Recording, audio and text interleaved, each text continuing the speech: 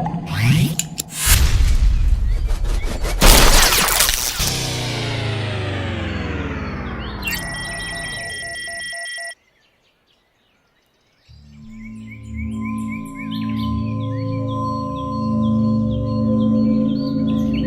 বন্ধুগণ, চলে এসেছি আমরা বিভূতিভূষণ বন্দ্যোপাধ্যায়ের লেখা আরণ্যক উপন্যাসটির দ্বিতীয় পরিচ্ছেদ নিয়ে।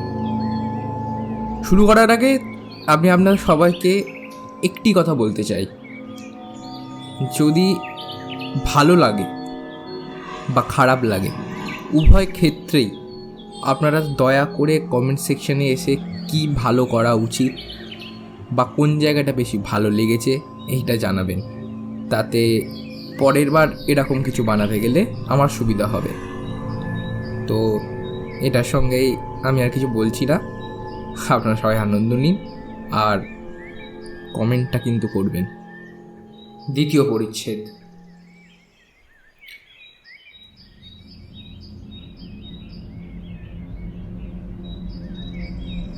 কিছুতেই কিন্তু এখানকার এই জীবনের সঙ্গে নিজেকে খাপ খাইয়ে নিতে পারতেছি না। বাংলাদেশ হইতে সদ্য আসিয়াছি, চিরকাল কলিকাতায় কাটাইয়াছি। এই অরণ্যভূমির নির্জনতা যেন পাথরের মতো বুকে চাপিয়া আছে বলিয়া মনে হয়। এক একদিন বৈকালে বেড়াইতে বাহির হইয়া অনেক দূর পর্যন্ত যাই। কাছারির কাছে তবুও লোকজনের গলা শুনিতে পাওয়া যায়। রাশি 2-3 গেলেই কাছারির ঘরগুলো যেমন দীর্ঘ বনঝাউ ও কাশ জঙ্গলের আড়ালে পড়ে। তখন মনে হয় সমস্ত পৃথিবীতে আমি একাকী। তারপর যত দূর যাওয়া যায়, চওড়া মাঠের দুধারে ঘন বনের সারি বহুদূর পর্যন্ত চলিয়াছে। শুধু বন আর ঝোপ, গজারি গাছ, বাবলা, বন্য কাঁটা, বাঁশ, বেত ঝোপ। গাছের ও ঝোপের মাথায় মাথায় অস্তমুখ সূর্য সিঁদুর ছড়াইয়া দিয়াছে। সন্ধ্যার বাতাসে বন্য পুষ্প ও তৃণগুল্মের সুঘ্রাণ, প্রতি ঝোপ পাখির কাকলিতে মুখর। তার মধ্যে হিমালয়ের বনটিয়াও আছে, মুক্ত দূরপ্রসারী তৃণাবৃত প্রান্তর ও শ্যামল বনভূমির মেলা। এই সময় মাঝে মাঝে মনে হইত যে এখানে প্রকৃতির যে রূপ দেখিতেছি এমনটি আর কোথাও দেখি নাই। যত দূর চোখ যায় এসব যেন আমার। আমি এখানে একমাত্র মানুষ। আমার নির্জনতা ভঙ্গ করিতে আসিবে না কেন। মুক্ত আকাশতলে নিস্তব্ধ সন্ধ্যায় দূর দিগন্তের সীমারেখা পর্যন্ত মনকে ও কল্পনাকে প্রসারিত করিয়া দিই। কাছারি হইতে প্রায় 1 ক্রোশ দূরে একটা নাবাল জায়গা আছে। সেখানে ক্ষুদ্র কয়েকটি পাহাড়ি ঝর্ণা ঝিরঝির করিয়া বহিয়া যাইতেছে।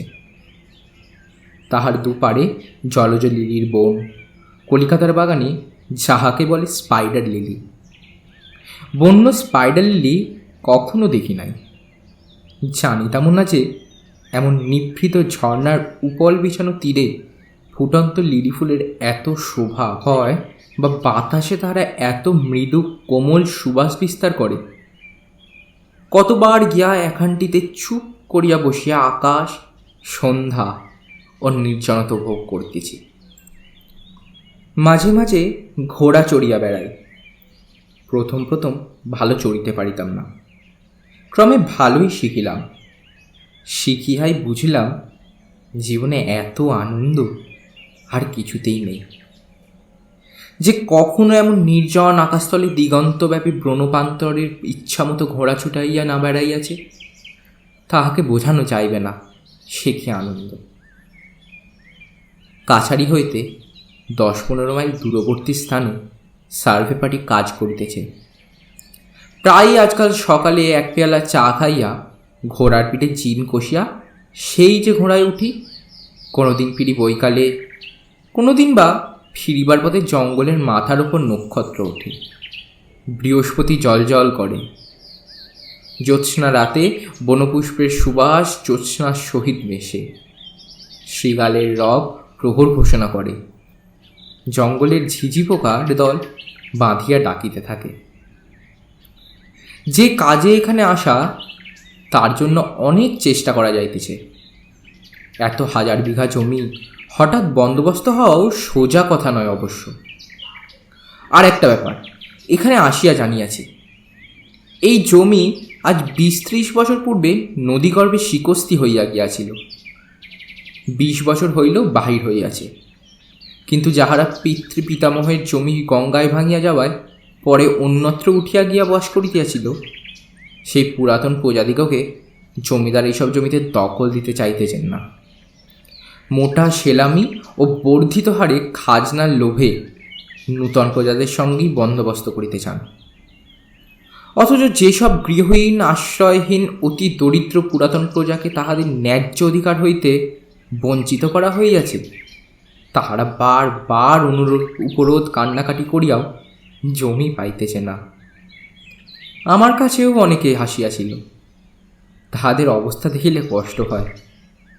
কিন্তু জমিদারের হুকুম, কোনো পুরাতন প্রজাকে জমি দেওয়া হইবে না, কারণ একবার চাপিয়া বসিলে তাহাদের পুরাতন সত্ত্ব তাহারা আইনত দাবি করিতে পারে। জমিদারের লাঠির জোর বেশি।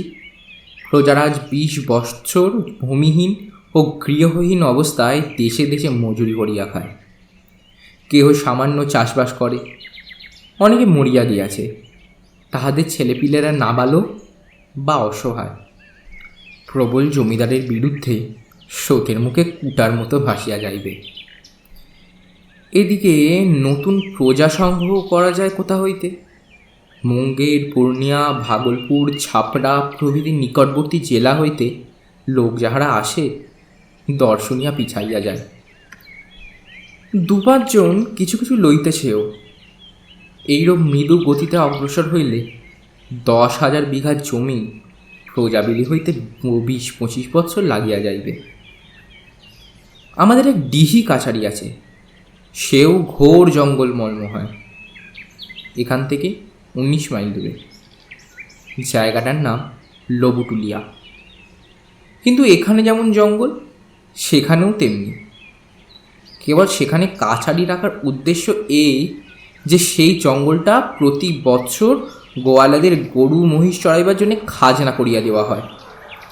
এবাদে সেখানে প্রায় 200-300 বিঘা জমিতে বন্যকুলের জঙ্গল আছে। লাক্ষা কীট পুষিবার জন্য লোকেই কুলবন জমা লইয়া থাকে। এই টাকাটা আদায় করিবার জন্য সেখানে 10 টাকা মাহিনার একজন পাটোয়ারি ও তাহার একটা ছোট কাছারি আছে। কুলবন ইজারা দিবার সময় আসতেছে। একদিন ঘোড়া করিয়া লবুটুলিয়াতে রওনা হইলাম। আমার কাছারি ও লবুটুলিয়ার মাঝখানে একটু উঁচু রাঙামাটির ডাঙা, প্রায় 7-8 মাইল লম্বা। এর নাম ফুলকিয়া বৈহার। কত ধরনের গাছপালা ও ঝোপ জঙ্গলে পরিপূর্ণ। জায়গায় জায়গায় বন এত ঘন যে ঘোড়ার গায়ে ডালপালা ঠেকে। ফুলকিয়া বৈহার যে এখানে নামিয়া গিয়া সমতল ভূমির সহিত মিশিছিল, চান বলিয়া এক পাহাড়ি নদী সেখানে উপলখণ্ডের উপর দিয়া ঝিরঝির করিয়া বহিতেছে। বর্ষাকালে সেখানে জল খুব গভীর, শীতকালে এখন তত জল নাই। লবুটুলিয়ায় এই প্রথম আসিলাম। অতি ক্ষুদ্র এক খড়ের ঘর, তার মেঝে জমির সঙ্গে সমতল। ঘরের বেড়া পর্যন্ত শুকনো কাশের বন ঝাউয়ের ডালের পাতা দিয়া বাঁধা। সন্ধ্যার কিছু পূর্বে সেখানে পৌঁছিলাম। এত শীত, যেখানে থাকি সেখানে নাই। শীতে জমিয়া যাইবার উপক্রম হইল বেলা না পড়িতেই। সিপাহীরা বনের ডালপালা জ্বালাইয়া আগুন করিল। সেই আগুনের ধারে ক্যাম্প চেয়ারে বসিলাম। অন্য সবাই গোল হইয়া আগুনের চারিধারে বসিল। কোথা হইতে 1.5 একটা রুই মাছ পাটোয়ারি আনিয়াছিল। এখন কথা উঠিল রান্না করিবে কে। আমি সঙ্গে পাচক আনি নাই, নিজেও রান্না করিতে জানি না। আমার সঙ্গে সাক্ষাৎ করিবার জন্য 7-8 জন লোক লবুটুলিয়াতে অপেক্ষা করিতেছিল। তাহাদের মধ্যে কন্টু মিশ্র নামে এক মৈথিল ব্রাহ্মণকে পাটোয়ারি রান্নার জন্য নিযুক্ত করিল।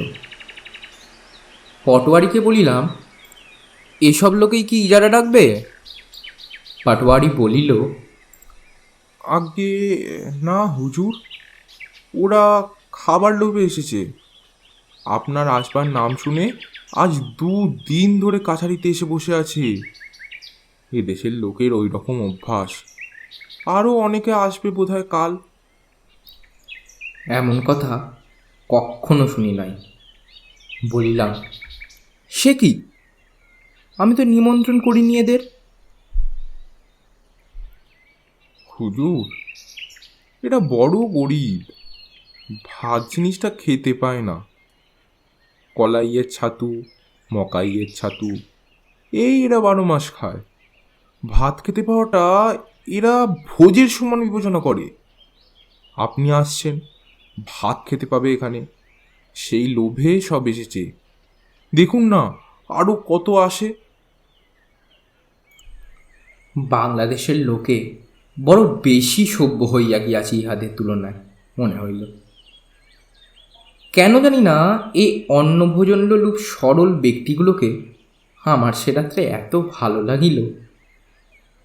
আগুনের চারিধারে বসিয়া তাহারা নিজেদের মধ্যে গল্প করিতেছিল, আমি শুনিতেছিলাম। প্রথমে তাহারা আমার আগুনে বসিতে চাহে নাই, আমার প্রতি সম্মানসূচক দূরত্ব বজায় রাখিবার জন্য। আমি তাহাদের ডাকিয়া আনিলাম। কণ্ঠু মিশ্র কাছে বসিয়ায় আসান কাঠের ডালপালা জ্বালাইয়া মাছ রাঁধিতেছে। ধুনা পুড়িবার মতো সুগন্ধ বাহির হইতেছে ধোঁয়া হইতে। আগুনের কুণ্ডের বাহিরে গেলে মনে হয় যেন আকাশ হইতে বরফ পড়িতেছে, এত শীত। খাওয়া দাওয়া হইতে রাত হইয়া গেল অনেক। কাছারিতে যত লোক ছিল সকলেই খাইল। তারপর আবার আগুনের ধারে গোল হইয়া বসা গেল। শীতে মনে হইতেছে শরীরের রক্ত পর্যন্ত জমিয়া যাইবে। ফাঁকা বলিয়া শীত বোধ হয় এত বেশি, কিংবা বোধ হয় হিমালয় থেকে বেশি দূরে নয় বলিয়া। আগুনের ধারে আমরা 7-8 জন লোক। সামনে ছোট ছোট দুখানি খড়ের ঘর, একখানিতে থাকিব আমি, আর একখানিতে থাকিবে বাকি এতগুলি লোক। আমাদের চারিদিকে ঘিরিয়া অন্ধকার বন ও প্রান্তর, মাথার উপরে নক্ষত্র ছড়ানো দূর প্রসারী অন্ধকার আকাশ।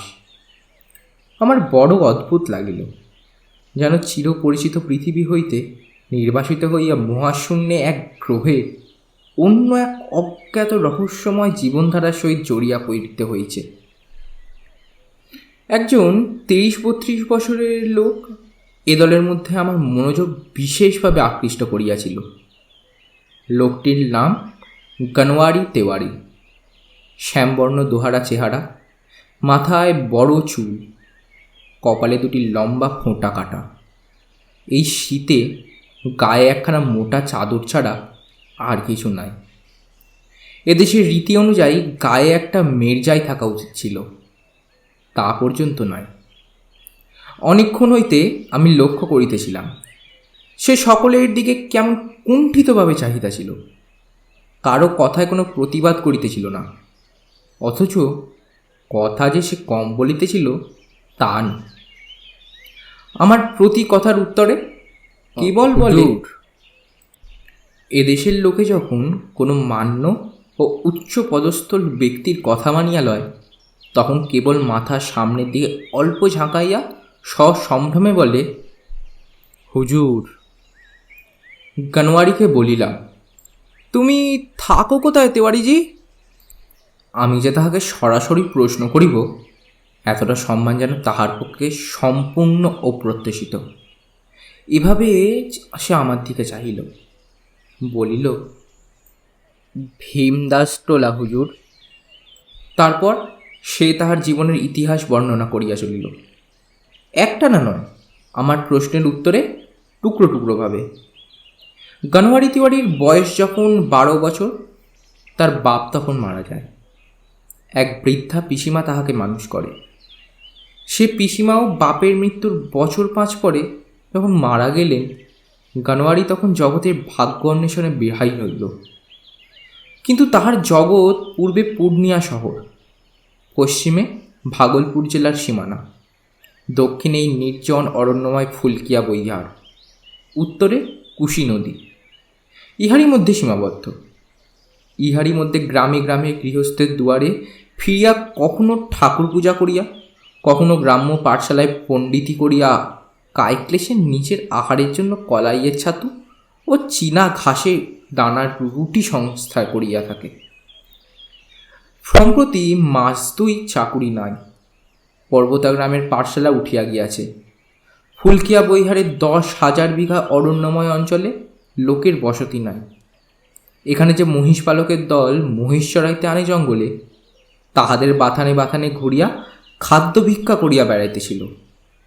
আজ আমার আসিবার খবর পাইয়া অনেকেই সঙ্গে আসিয়াছে কেন, সে কথা আরও চমৎকার। এখানে এত লোক এসেছে কেন তেওয়ারিজি?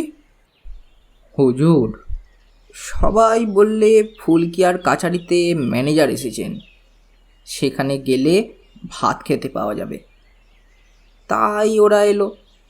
ওদের সঙ্গে আমিও এলাম। ভাত এখানকার লোক কি খেতে পায় না? কোথায় পাবে হুজুর? নওগাছিয়ায় মারোয়ারিরা রোজ ভাত খায়। আমি নিজে আজ ভাত খেলাম বোধহয় 3 মাস পরে।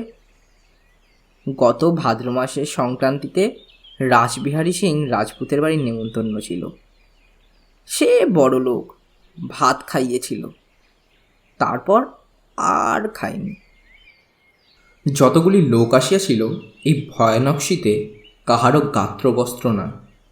রাত্রে আগুন পোহায়াই রাত কাটায়। শেষ রাত্রে শীত যখন বেশি পড়ে আর ঘুম হয় না। শীতের চোটে আগুনের খুব কাছে ঘেঁষিয়া বসিয়া থাকে ভোর পর্যন্ত। কেন জানি না ইহাদের অর্থাৎ এত ভালো লাগিল। ইহাদের দারিদ্র, ইহাদের সারল্য, কঠোর জীবন সংগ্রামে ইহাদের জুঝিবার ক্ষমতা, এই অন্ধকার অরণ্যভূমি ও হিমবর্ষী মুক্ত আকাশ বিলাসিতার কোমল পুষ্পাকৃত পথে ইহাদের যাইতে দেয় নাই। কিন্তু ইহাদিগকে সত্যকারের পুরুষ মানুষ করিয়া গড়িয়াছে। 2টি ভাত খাইতে পাওয়ার আনন্দে যারা ভীমদাসটোলা ও পর্বতা হইতে 9 মাইল পথ হাঁটিয়া আসিয়াছে বিনা নিমন্ত্রণে, তাহাদের মনের আনন্দ গ্রহণ করিবার শক্তি কত সতেজ ভাবিয়া বিস্মিত হইলাম। অনেক রাত্রে কিসের শব্দে ঘুম ভাঙিয়া গেল। শীতে মুখ বাহির করাও যেন কষ্টকর। এমন যে শীত এখানে, তা না জানা ধরুন উপযুক্ত গরম কাপড় ও লেপতোষক আনি নাই। কলিকাতায় যে কম্বল গায়ে দিতাম, সেখানাই আনিয়াছিলাম। শেষ রাত্রে শীতে সে যেন ঠান্ডা জল হইয়া যায় প্রতিদিন। যে পাশে শুইয়া থাকি, শরীরের গরমে সেদিকটা তবুও থাকে একরকম। অন্য কাছে পাশ ফিরিতে গিয়া দেখি বিছানা কনকন করিতেছে সেই পাশে। মনে হয় যেন ঠান্ডা পুকুরের জলে পৌষ মাসের রাত্রে ডুব দিলাম। পাশেই জঙ্গলের মধ্যে কিসের যেন সম্মিলিত পদশব্দ। কাহারা যেন দৌড়িতেছে। গাছপালা, শুকনো বন ঝাউয়ের গাছ মট মট শব্দে ভাঙিয়া ঊর্ধ্বশ্বাসে দৌড়িতেছে। কি ব্যাপারখানা কিছু বুঝিতে না পারিয়া সিপাহী বিষ্ণুরাম পাঁড়ে ও স্কুলমাস্টার গানোয়ারি তেওয়ারিকে ডাক দিলাম। তাহারা নিদ্রাজড়িত চোখে উঠিয়া বসিল। কাছারির মেঝেতে যে আগুন জ্বালা হয়েছিল, তাহারই শেষ দীপ্তিটুকুতে ওদের মুখে আলস্য সসম্ভ্রম ও নিদ্রালুতার ভাব ফুটিয়া উঠিল। গানোয়ারি তেওয়ারি কান পাতিয়া একটু শুনিয়া বলিল, কিছু না হুজুর, নীলগাইয়ের জেরা দৌড়াচ্ছে জঙ্গলে। কথা শেষ করিয়াই সে নিশ্চিন্ত মনে পাশ ফিরিয়া শুইতে যাইতেছিল। জিজ্ঞাসা করিলাম, নীলগাইয়ের দলের হঠাৎ এত রাত্রে অমন দৌড়বার কারণ কি? বিষ্ণুরাম পাড়ে আশ্বাস দিবার সুরে বলিল, হয়তো কোনো জানোয়ার তাড়া করে থাকবে হুজুর, এছাড়া আর কি। কি জানোয়ার? কি আর জানোয়ার হুজুর, জঙ্গলের জানোয়ার। শের হতে পারে, নয়তো ভালু। যে ঘরে শুইয়া আছি, নিজের অজ্ঞাতসারে তাহার কাশ ডাটার বাঁধা আগরের দিকে নজর পড়িল। সে আগরও এত হালকা যে বাহির হইতে একটা কুকুর ঠেলা মারিলেও তা ঘরের মধ্যে উল্টাইয়া পড়ে। এমন অবস্থায় ঘরের সামনেই জঙ্গলের নিস্তব্ধ নিশীথ রাত্রে বাঘ বা ভালুকে বন্য নীলগাইয়ের দল তারা করিয়া লইয়া চলিতেছে, এ সংবাদটিতে যে বিশেষ আশ্বস্ত হইলাম না তাহা বলাই বাহুল্য। একটু পরেই ভোর হইয়া গেল। দিন যতই যাইতে লাগিল, জঙ্গলের মোহ ততই আমাকে ক্রমে পাইয়া বসিল। এর নির্জনতা ও অপরাহ্নের সিঁদুর ছড়ানো বনঝাউয়ের জঙ্গলের কি আকর্ষণ, তাহা বলিতে পারি না। আজকাল ক্রমশ মনে হয় এই দিগন্তব্যাপী বিশাল বনপ্রান্ত ছাড়িয়া ইহাদের রোদে পোড়া মাটির তাজা সুগন্ধ, এই স্বাধীনতা, এই মুক্তি ছাড়িয়া কলিকাতার গোলমালের মধ্যে আর ফিরিতে পারিব না। এমনের ভাব একদিনে হয় নাই। কত রূপে কত সাজেই যে বন্য প্রকৃতি আমার মুগ্ধ অনভ্যস্ত দৃষ্টির সম্মুখে আসিয়া আমায় ভুলাইল। কত সন্ধ্যা আসিল অপূর্ব রক্ত মেঘের মুকুট মাথায়, দুপুরে খড়তর রৌদ্র আসিল উন্মাদিনী ভৈরবীর বেশে, গভীর নিশীথে জ্যোৎস্নাবরণী সুরসুন্দরীর সাজে হিমস্নিগ্ধ বনকুসুমের সুবাস মাখিয়া, আকাশ ভরা তারার মালা গলায়, অন্ধকার রজনীতে কালপুরুষের আগুনের খড়গ হাতে দিকবিদিক ব্যাপিয়া বিরাট কালীমূর্তিতে। একদিনের কথা জীবনে কখনো ভুলিব না। মনে আছে সেদিন দোল পূর্ণিমা। কাছারির সিপাহীরা ছুটি চাহিয়া লইয়া সারা দিন ঢোল বাজাইয়া হোলি খেলিয়াছে। সন্ধ্যার সময়েও নাচ গানের বিরাম নাই দেখিয়া আমি নিজের ঘরে টেবিলে আলো জ্বালাইয়া অনেক রাত পর্যন্ত হেড অফিসের জন্য চিঠিপত্র লিখিলাম। কাজ শেষ হইতেই ঘড়ির দিকে চাহিয়া দেখি রাত প্রায় 1টা বাজে। শীতে জমিয়া যাইবার উপক্রম হইয়াছে। একটা সিগারেট ধরাইয়া জানালা দিয়ে বাহিরের দিকে উঁকি মারিয়া মুগ্ধ ও বিস্মিত হইয়া দাঁড়াইয়া রহিলাম। যে জিনিসটা আমাকে মুগ্ধ করিল তাহা পূর্ণিমা নিশীথিনীর অবর্ণনীয় জ্যোৎস্না। হয়তো যতদিন আসিয়াছি শীতকাল বলিয়া গভীর রাত্রে কখনো বাহিরে আসি নাই, কিংবা অন্য যে কোনো কারণেই হোক, ফুলকিয়া বৈহারের পরিপূর্ণ জ্যোৎস্না রাত্রির রূপ এই আমি প্রথম দেখিলাম। দরজা খুলিয়া বাহিরে আসিয়া দাঁড়াইলাম। কেহ কোথাও নাই। সিপাহীরা সারাদিন আমোদ প্রমোদের পরে ক্লান্ত দেহে ঘুমাইয়া পড়িয়াছে। নিঃশব্দ অরণ্যভূমি, নিস্তব্ধ জনহীন নিশীথ রাত্রি। সেই জ্যোৎস্না রাত্রির বর্ণনা নাই। কখনো সেরকম ছায়াবিহীন জ্যোৎস্না জীবনে দেখি নাই। এখানে খুব বড় বড় গাছ নাই, ছোটোখাটো বনঝাউ ও কাশবন, তাহাতে তেমন ছায়া হয় না। চকচকে সাদা বালি মিশানো জমি ও শীতের রৌদ্রে অর্ধশুষ্ক কাশবনে জ্যোৎস্না পড়িয়া এমন এক অপার্থিব সৌন্দর্যের সৃষ্টি করিয়াছে, যাহা দেখিলে মনে কেমন ভয় হয়। মনে কেমন যেন একটা উদাস বাঁধনহীন মুক্ত ভাব। মন হু হু করিয়া ওঠে। চারিধারে চাহিয়া সেই নীরব নিশীথ রাত্রে জ্যোৎস্না ভরা আকাশতলে দাঁড়াইয়া মনে হইল এক অজানা পরিরাজ্যে আসিয়া পড়িয়াছি। মানুষের কোনো নিয়ম এখানে খাটিবে না। এইসব জনহীন স্থান গভীর রাত্রে জ্যোৎস্নালোকে পরিদের বিচরণভূমিতে পরিণত হয়। আমি অনধিকার প্রবেশ করিয়া ভালো করি নাই। তাহার পর ফুলকিয়া বৈহারের জ্যোৎস্না রাত্রি কতবার দেখিয়াছি। ফাল্গুনের মাঝামাঝি যখন দুধুলি ফুল ফুটিয়া সমস্ত প্রান্তরে যেন রঙিন ফুলের গালিচা বিছাইয়া দেয়, তখন কত জ্যোৎস্না শুভ্র রাত্রে বাতাসে দুধুলি ফুলের মিষ্টি সুবাস প্রাণ ভরিয়া আঘ্রাণ করিয়াছি। প্রত্যেকবারেই মনে হইয়াছে জ্যোৎস্না যে এত অপূরূপ হইতে পারে, মনে এমন ভয় মিশ্রিত উদাস ভাব আনিতে পারে, বাংলাদেশে থাকিতে তাহা তো কোনোদিনও ভাবিও না। ফুলকিয়ার সে জ্যোৎস্না রাত্রির বর্ণনা দেবার চেষ্টা করিব না। সেরূপ সৌন্দর্য লোকের সহিত প্রত্যক্ষ পরিচয় যতদিন না হয়, ততদিন শুধু কানে শুনিয়া বা লেখা পড়িয়া তাহা উপলব্ধি করা যাইবে না, করা সম্ভব না। অমন মুক্ত আকাশ, অমন নিস্তব্ধতা, অমন নির্জনতা, অমন দিগন্ত বিস্মৃত বনানীর মধ্যেই শুধু অমন্তর রূপলোকে ফুটিয়া ওঠে। জীবনে একবারও সেই জ্যোৎস্না রাত্রি দেখা উচিত।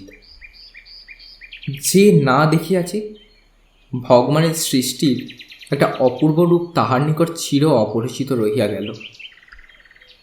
একদিন ডিহি আজমাবাদের সার্ভে ক্যাম্প হইতে ফিরিবার সময় সন্ধ্যার মুখে বনের মধ্যে পথ হারাইয়া ফেলিলাম। বনের ভূমি সর্বত্র সমতল নয়, কোথাও উঁচু জঙ্গলাবৃত বালিয়াড়ির টিলা, তারপরে দুটি টিলার মধ্যবর্তী ছোটোখাটো উপত্যকা। জঙ্গলের কিন্তু কোথাও কোনো বিরাম নাই। টিলার মাথায় উঠিয়া চারিদিকে চাহিয়া দেখলাম যদি কোনো দিকে কাছাড়ির মহাবীরের ধ্বজার আলো দেখা যায়। কোনো দিকে আলোর চিহ্ন নাই, শুধু উঁচু নিচু টিলা ও ঝাউবন আর কাশবন, মাঝে মাঝে শাল ও আসান গাছের বনও আছে। 2 ঘন্টা ঘুরিয়াও যখন জঙ্গলের কুলকিনারা পাইলাম না, তখন হঠাৎ মনে পড়িল নক্ষত্র দেখিয়া দিক ঠিক করি না কেন। গ্রীষ্মকাল কালপুরুষ দেখি প্রায় মাথার উপর রহিয়াছে। বুঝিতে পারিলাম না কোন দিক হইতে আসিয়া কালপুরুষ মাথার উপরে উঠিয়াছে। সপ্তর্ষিমণ্ডল খুঁজিয়া পাইলাম না, সুতরাং নক্ষত্রের সাহায্যে দিক নিরূপ করার আশা পরিত্যাগ করিয়া ঘোড়াকে ইচ্ছা মতো ছাড়িয়া দিলাম। মাইল 2 গিয়া জঙ্গলের মধ্যে একটা আলো দেখা গেল। আলো লক্ষ্য করিয়া সেখানে উপস্থিত হইয়া দেখিলাম জঙ্গলের মধ্যে 20 বর্গাহাত আন্দাজ পরিষ্কার স্থানে একটা খুব নিচু ঘাসের খুপড়ি। কুঁড়ের সামনে গ্রীষ্মের দিনেও আগুন জ্বালানো। আগুনের নিকট হইতে একটু দূরে একটা লোক বসিয়া কি করিতেছে। আমার ঘোড়ার পায়ের শব্দ শুনিয়া লোকটি চমকিয়া উঠিয়া দাঁড়াইয়া বলিল, কে? তারপরেই আমায় চিনিতে পারিয়া তাড়াতাড়ি কাছে আসিল ও আমাকে খুব খাতির করিয়া ঘোড়া হইতে নামাইল। পরিশ্রান্ত হইয়াছিলাম, প্রায় 6 ঘন্টা আছি ঘোড়ার উপর, কারণ সার্ভে ক্যাম্পেও আমিনের পিছু পিছু ঘোড়ায় টোটো করিয়া জঙ্গলের মধ্যে ঘুরিয়াছি। লোকটার প্রদত্ত একটা ঘাসের চাটাইয়া বসিলাম। জিজ্ঞাসা করিলাম, তোমার নাম কি? লোকটি বলিল, আগে গানু মাহাতো, জাতি গাঙ্গোতা। এ অঞ্চলে গাঙ্গোতা জাতির উপজীবিকা চাষবাস ও পশুপালন, তাহা আমি এতদিনই জানিয়াছিলাম। কিন্তু এ লোকটা এই জনহীন গভীর বনের মধ্যে একা কি করে? বলিলাম, তুমি এখানে কি করো? তোমার বাড়ি কোথায়? হুজুর, মহিষ চড়াই। আমার ঘর এখান থেকে 10 ক্রোশ উত্তরে ধরমপুর লক্ষ্মণিয়া টোলা। নিজের মহিষ কতগুলো আছে? লোকটি গর্ভের সুরে বলিল, 5টি মহিষ আছে হুজুর। 5টা মহিষ? দস্তুর মতো অবাক হইলাম। 10 ক্রোশ দূরের গ্রাম হইতে 5টি মাত্র মহিষ সম্বল করিয়া লোকটি বিজন বনের মধ্যে মহিষ চড়ির খাজনা দিয়া একা খুপড়ি বাঁধিয়া মহিষ চড়ায়। দিনের পর দিন, মাসের পর মাস এই ছোট্ট খুপড়িটাতে কি করিয়া সময় কাটায়? কলিকাতা হইতে নতুন আসিয়াছি, শহরের থিয়েটার বায়োস্কোপের লালিত যুবক আমি, বুঝিতে পারিলাম না। কিন্তু এদেশের অভিজ্ঞতা আরও বেশি হইলে বুঝিলাম কেন গনু মাহাতো ওভাবে থাকে। তার অন্য কোনো কারণ নাই, ইহা ছাড়া যে গনু মাহাতোর জীবনের ধারণাই এইরূপ। যখন তাহার 5টি মহিষ, তখন তারা এতে চড়াইতে হইবে, এবং যখন চড়াইতে হইবে তখন জঙ্গলে কুঁড়ে বাঁধিয়া একা থাকিতেই হইবে। এ অত্যন্ত সাধারণ কথা, ইহার মধ্যে আশ্চর্য হইবার কি আছে? গনু কাঁচা শাল পাতার একটা লম্বা পিকা বা চুরুট তৈরি করিয়া আমার হাতে সসম্ভ্রমে দিয়া আমার অভ্যর্থনা করিল। আগুনের আলোতে উহার মুখ দেখিলাম, বেশ চওড়া কপাল, উঁচু নাক, রং কালো, মুখশ্রী সরল, শান্ত চোখের দৃষ্টি। বয়স 60-এর উপর হইবে। মাথার চুল একটিও কালো নাই, কিন্তু শরীর এমন সুগঠিত যে এই বয়সেও প্রত্যেকটি মাংসপেশি আলাদা করিয়া গুনিয়া লওয়া যায়। গনু আগুনে আরও বেশি কাঠ ফেলিয়া দিয়া নিজেও একটা শালপাতার পিকা ধরাইল। আগুনের আভায় খুপড়ির মধ্যে এক আধখানা পিতলের বাসন চকচক করিতেছে। আগুনের কুণ্ডের মণ্ডলীর বাহির হয়ে ঘোরতর অন্ধকার ও ঘন বন। বলিলাম, গনু, একা এখানে থাকো, জন্তু জানোয়ারের ভয় করে না? গনু বলিল, ভয় ডর করলে কি আমাদের চলে হুজুর? আমাদের যখন এই ব্যবসা। সেদিন তো রাত্রে আমার খুপড়ির পেছনে বাঘ এসেছিল। মহিষের দুটো বাচ্চা আছে, ওদের উপর তাক। শব্দ শুনে রাত্রে উঠে টিন বাজাই, মশাল জ্বালি, চিৎকার করি। রাত্রে আর ঘুম হলো না হুজুর। শীতকালে তো সারা রাত এই বনে ফেউ ডাকে। খাও কি এখানে? দোকান টোকান তো নেই, জিনিসপত্র পাও কোথায়? চাল ডাল। দোকানে জিনিস কেনবার মতো পয়সা কি আমাদের আছে? না আমরা বাঙালি বাবুদের মতো ভাত খেতে পাই? এই জঙ্গলের পেছনে আমার 2 বিঘে খেরি ক্ষেত আছে। খেরির দানা সিদ্ধ, আর জঙ্গলে বাথুয়া শাক হয়, তাই সিদ্ধ, আর একটু নুন, এই খাই। ফাল্গুন মাসে জঙ্গলে গুড়মি ফল ফলে, নুন দিয়ে কাঁচা খেতে বেশ লাগে। লতানে গাছ, ছোট ছোট কাঁকুড়ের মতো ফল হয়। সে সময় 1 মাস এ অঞ্চলের যত গরিব লোক গুড়মি ফল খেয়ে কাটিয়ে দেয়। দলে দলে ছেলেমেয়েরা আসবে জঙ্গলের গুড়মি তুলতে।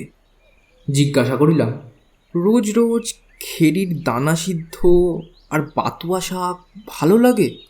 কি আর করব হুজুর, আমরা গরিব লোক, বাঙালি বাবুদের মতো ভাত খেতে পাবো কোথায়? ভাত এই জঙ্গলের মধ্যে কেবল রাসবিহারী সিং আর নন্দলাল পাঁড়ে খায় দুবেলা। সারাদিন মহিষের পিছনে ভূতের মতো খাটি হুজুর। সন্ধ্যের সময় ফিরি যখন, তখন এত খিদে পায় যে যা পাই খেতে তাই ভালো লাগে। গনুকে বলিলাম, কলকাতা শহর দেখেছ গনু? না হুজুর, কানে শুনেছি। ভাগলপুর শহরে একবার গিয়েছি, বড় ভারী শহর। ওখানে হাওয়ার গাড়ি দেখেছি, বড় তাজ্জব চিজ হুজুর। ঘোড়া নেই, কিছু নেই, আপনা আপনি রাস্তা দিয়ে চলেছে। এই বয়সে উহার স্বাস্থ্য দেখিয়া অবাক হইলাম। সাহসও যে আছে ইহা মনে মনে স্বীকার করিতে হইল। গনুর জীবিকা নির্বাহের একমাত্র অবলম্বন মহিষ কয়টি। তাদের দুধ অবশ্য এই জঙ্গলে কে কিনিবে? দুধ হইতে মাখন তুলিয়া ঘি করে, ও 2-3 মাসের ঘি একত্রে জমাইয়া 9 মাইল দূরবর্তী ধরমপুরের বাজারে মারোয়ারিদের নিকট বিক্রি করিয়া আসে। আর থাকিবার মধ্যে ওই 2 বিঘা খেরি, অর্থাৎ শ্যাম ঘাসের ক্ষেত, যার দানা সিদ্ধ এ অঞ্চলের প্রায় সকল গরিব লোকেরই একটা প্রধান খাদ্য। গনু সে রাত্রে আমাকে কাছারিতে পৌঁছাইয়া দিল, কিন্তু গনুকে আমার এত ভালো লাগিল যে কতবার শান্ত বৈকালে তাহার খুপড়ির সামনে আগুন পোহাইতে পোহাইতে গল্প করিয়া কাটাইয়াছি। ওদেশের নানারূপ তথ্য গনুর কাছে যেরূপ শুনিয়াছিলাম অত কেউ দিতে পারে নাই। গনুর মুখে কত অদ্ভুত কথা শুনিতাম, উড়ুক্কু সাপের কথা, জীবন্ত পাথর ও আতুরে ছেলের হাঁটিয়া বেড়াইবার কথা ইত্যাদি। ওই নির্জন জঙ্গলের পারিপার্শ্বিক অবস্থার সঙ্গে গনুর সেসব গল্প অতি উপাদেয় ও অতি রহস্যময় লাগিত। আমি জানি কলিকাতা শহরে বসিয়া সেসব গল্প শুনিলে তাহা আজগুবি ও মিথ্যা মনে হইতে বাধ্য। যেখানে সেখানে যে কোনো গল্প শোনা চলে না। গল্প শুনিবার পটভূমি ও পারিপার্শ্বিক অবস্থার উপর উহার মাধুর্য যে কতখানি নির্ভর করে তাহা গল্পপ্রিয় ব্যক্তিমাত্রই জানেন। গনুর সকল অভিজ্ঞতার মধ্যে আমার আশ্চর্য মনে হয়েছিল বন্য মহিষের দেবতা টারবারুর কথা। কিন্তু যেহেতু এ গল্পের একটি অদ্ভুত উপসংহার আছে, সেই জন্য সে কথা এখন না বলিয়া যথাস্থানে বলি। এখানে বলিয়া রাখি, গনু আমাকে যেসব গল্প বলিত তাহার রূপকথা নহে, তাহার ব্যক্তিগত অভিজ্ঞতার বিষয়। গনু জীবনকে দেখিয়াছে, তবে অন্যভাবে। অরণ্য প্রকৃতির ঘনিষ্ঠ সংস্পর্শে আজীবন কাটাইয়া যে অরণ্য প্রকৃতির সসম্বন্ধে একজন রীতিমতো বিশেষজ্ঞ ব্যক্তি, তাহার কথা হঠাৎ উড়িয়া দেওয়া চলে না। মিথ্যা বানাইয়া বলিবার মতো কল্পনা শক্তিও গনুর আছে বলিয়া আমার মনে হয় না। শেষ হলো বিভূতিভূষণ বন্দ্যোপাধ্যায়ের লেখা আরণ্যক উপন্যাসটির দ্বিতীয় পরিচ্ছেদ। কেমন লাগলো সেটা অবিলম্বে এসে আমাদের কমেন্ট সেকশনে জানাবেন। আর দেখা হচ্ছে আবার পরের সপ্তাহে নতুন কিছু একটা নিয়ে। নমস্কার।